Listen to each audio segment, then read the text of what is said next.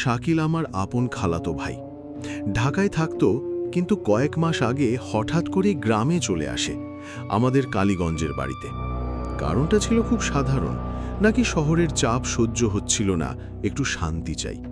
প্রথম কয়েকদিন সব ঠিকই ছিল, কিন্তু তারপর থেকেই ওর আচরণ ধীরে ধীরে বদলাতে শুরু করল।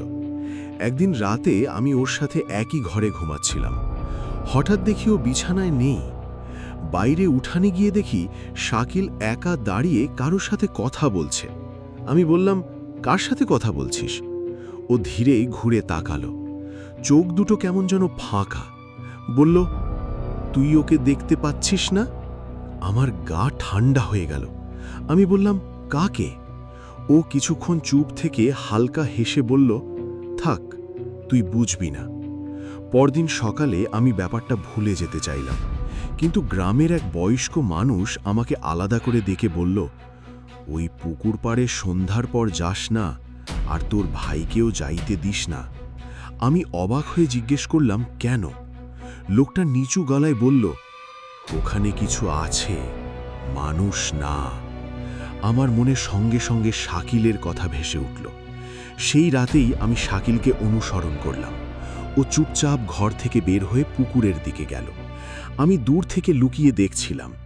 পুকুর পাড়ে একটা সাদা কাপড় পরা মেয়ে দাঁড়িয়েছিল। চাঁদের আলোয় পরিষ্কার দেখা যাচ্ছিল মেয়েটা স্বাভাবিক না। তার পা মাটিতে পুরো ছোঁয়াও না, আর চুলগুলো বাতাস ছালাই নড়ছে। শাকিল ওর সামনে গিয়ে দাঁড়ালো। মেয়েটা বলল, তুমি আবার এসেছ? শাকিল নিচু গলায় বলল, আমি না এসে পারি? ওদের কথা শুনে আমার বুক ধড়ফড় করতে লাগলো। হঠাৎ মেয়েটা ধীরে ধীরে শাকিলের খুব কাছে চলে এলো। তারপর ওর কানে কিছু ফিসফিস করল। ঠিক তখনই শাকিলের শরীরটা অস্বাভাবিকভাবে কেঁপে উঠল। আমি আর থাকতে পারলাম না, দৌড়ে গিয়ে শাকিলকে টানতে গেলাম, কিন্তু ওর শরীর বরফের মতো ঠান্ডা। আর তখনই আমি প্রথমবার মেয়েটার মুখটা স্পষ্ট দেখলাম। চোখ পুরো কালো, কোনো সাদা অংশ নেই। সে আমার দিকে তাকিয়ে হেসে বলল, তুমি ওকে নিয়ে যেতে পারবে না, ও এখন আমার। আমার পা যেন জমে গেল, আমি নড়তেও পারছিলাম না। পরদিন সকালে শাকিলকে পাওয়া গেল নিজের ঘরে, কিন্তু ও যেন আগের মানুষটা নেই। চুপচাপ, কারোর সাথে কথা বলে না, শুধু মাঝে মাঝে হাসে। সবচেয়ে ভয়ঙ্কর ব্যাপারটা হলো, রাত হলে এখনও শাকিল ঘর থেকে বেরোয়, আর পুকুর পাড়ে গেলে দূর থেকে দেখা যায় ও একা না, কেউ একজন ওর পাশে দাঁড়িয়ে থাকে, কিন্তু কাছে গেলে কেউ থাকে না। শাকিলকে যেদিন ওই অবস্থায় পাওয়া গেল, সেদিন থেকেই আমরা ওকে নজরে রাখতে শুরু করি। দিনের বেলা ও একদম স্বাভাবিক, খায়, বসে থাকে, মাঝে মাঝে টিভি দেখে, কিন্তু রাত হলেই অন্য মানুষ। তৃতীয় রাতের কথা আমি কোনো দিন ভুলতে পারবো না। আমি ইচ্ছে করে সেদিন ঘুমাইনি। প্রায় রাত 2টোর দিকে হালকা একটা শব্দ পেলাম, দরজা খোলার শব্দ। চোখের কোণ দিয়ে দেখি শাকিল ধীরে ধীরে উঠে দাঁড়ালো। ওর হাঁটার ভঙ্গিটা ছিল অদ্ভুত, একদম সোজা, যেন কেউ ওকে টেনে নিয়ে যাচ্ছে। আমি চুপচাপ ওর পেছনে বেরোলাম। বাইরে তখন কুয়াশা, পুরো গ্রাম নিস্তব্ধ, শুধু দূরে কুকুরের ডাকার শব্দ। শাকিল আবার সেই পুকুর পাড়ে গিয়ে দাঁড়ালো, কিন্তু আজকে কিছু আলাদা ছিল। পুকুরের পানিতে চাঁদের আলো পড়ছিল, আর সেই আলোয় আমি দেখলাম পানির ভেতর কেউ দাঁড়িয়ে আছে। হ্যাঁ, পানির ভেতর। ধীরে ধীরে সেই ছায়াটা ওপরে উঠতে লাগলো। তারপর পানির ওপর ভেসে উঠে আগের সেই মেয়েটা দাঁড়ালো, পুরো ভেজা, কিন্তু তার কাপড়ে এক ফোঁটা পানি নেই। শাকিল হাসল।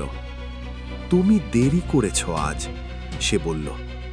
মেয়েটা কাছে এসে বলল, আজ তোমাকে পুরোপুরি নিতে হবে। আমার বুক ধড়ফড় করতে লাগলো।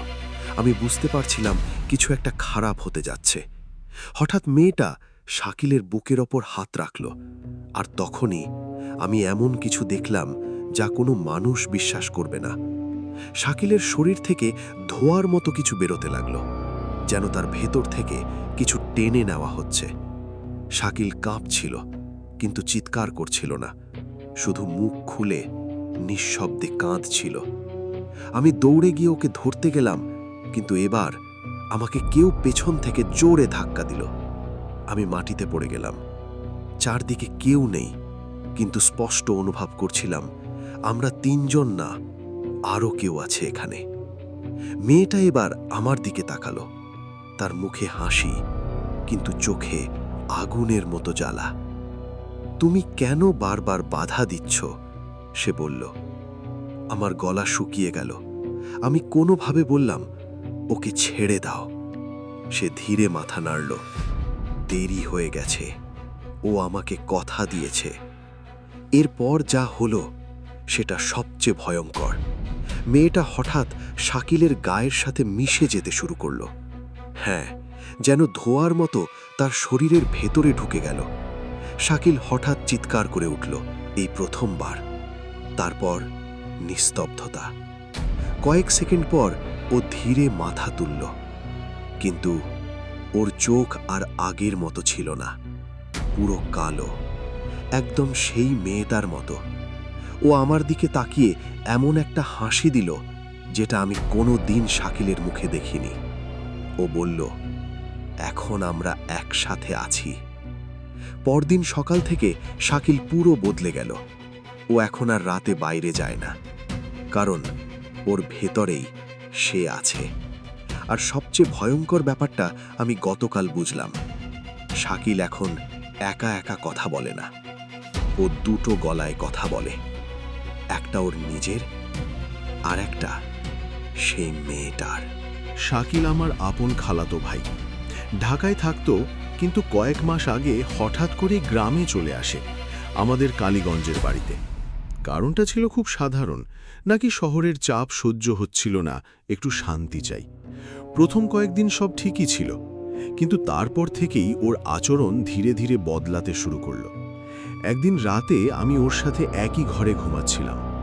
হঠাৎ দেখি ও বিছানায় নেই। বাইরে উঠানে গিয়ে দেখি শাকিল একা দাঁড়িয়ে কারোর সাথে কথা বলছে। আমি বললাম, কার সাথে কথা বলছিস? ও ধীরে ঘুরে তাকালো। চোখ দুটো কেমন যেন ফাঁকা। বলল, তুই ওকে দেখতে পাচ্ছিস না? আমার গা ঠান্ডা হয়ে গেল। আমি বললাম, কাকে? ও কিছুক্ষণ চুপ থেকে হালকা হেসে বলল, থাক, তুই বুঝবি না। পরদিন সকালে আমি ব্যাপারটা ভুলে যেতে চাইলাম, কিন্তু গ্রামের এক বয়স্ক মানুষ আমাকে আলাদা করে ডেকে বলল, ওই পুকুর পাড়ে সন্ধ্যার পর যাস না, আর তোর ভাইকেও যাইতে দিস না। আমি অবাক হয়ে জিজ্ঞেস করলাম, কেন? লোকটা নিচু গলায় বলল, ওখানে কিছু আছে, মানুষ না। আমার মনে সঙ্গে সঙ্গে শাকিলের কথা ভেসে উঠল। সেই রাতেই আমি শাকিলকে অনুসরণ করলাম। ও চুপচাপ ঘর থেকে বের হয়ে পুকুরের দিকে গেল। আমি দূর থেকে লুকিয়ে দেখছিলাম। পুকুর পাড়ে একটা সাদা কাপড় পরা মেয়ে দাঁড়িয়েছিল। চাঁদের আলোয় পরিষ্কার দেখা যাচ্ছিল মেয়েটা স্বাভাবিক না। তার পা মাটিতে পুরো ছোঁয়াও না, আর চুলগুলো বাতাস ছালাই নড়ছে। শাকিল ওর সামনে গিয়ে দাঁড়ালো। মেয়েটা বলল, তুমি আবার এসেছ? শাকিল নিচু গলায় বলল, আমি না এসে পারি? ওদের কথা শুনে আমার বুক ধড়ফড় করতে লাগলো। হঠাৎ মেয়েটা ধীরে ধীরে শাকিলের খুব কাছে চলে এলো। তারপর ওর কানে কিছু ফিসফিস করল। ঠিক তখনই শাকিলের শরীরটা অস্বাভাবিকভাবে কেঁপে উঠল। আমি আর থাকতে পারলাম না। দৌড়ে গিয়ে শাকিলকে টানতে গেলাম, কিন্তু ওর শরীর বরফের মতো ঠান্ডা।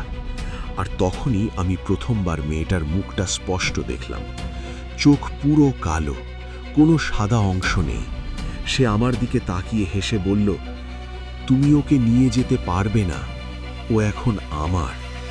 আমার পা যেন জমে গেল, আমি নড়তেও পারছিলাম না। পরদিন সকালে শাকিলকে পাওয়া গেল নিজের ঘরে, কিন্তু ও যেন আগের মানুষটা নেই। চুপচাপ, কারোর সাথে কথা বলে না, শুধু মাঝে মাঝে হাসে।